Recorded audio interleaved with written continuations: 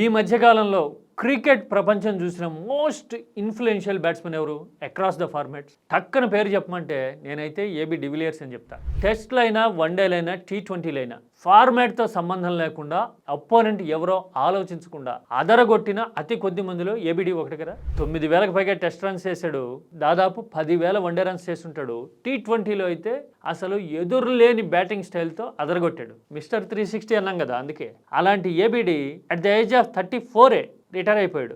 గుర్తుందా మీకు? ఎందుకని?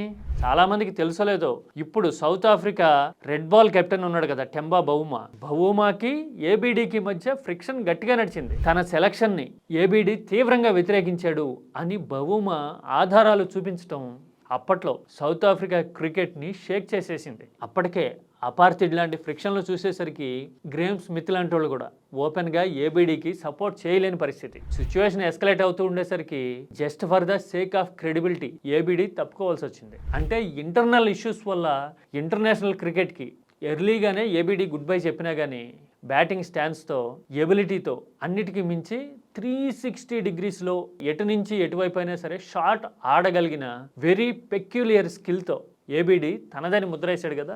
నాకైతే ఏబిడి పేరు చెప్పగానే ఢిల్లీ టెస్ట్లో టీమిండియా మీద డిఫెన్స్ మారథాన్ చూపించాడు కదా, నాకు అదే గుర్తొస్తుంది వెర్సటాలిటీ అంటే. మరి మీకేం గుర్తొస్తుంది ఏబిడి పేరు చెప్తే? చెప్పండి చూద్దాం.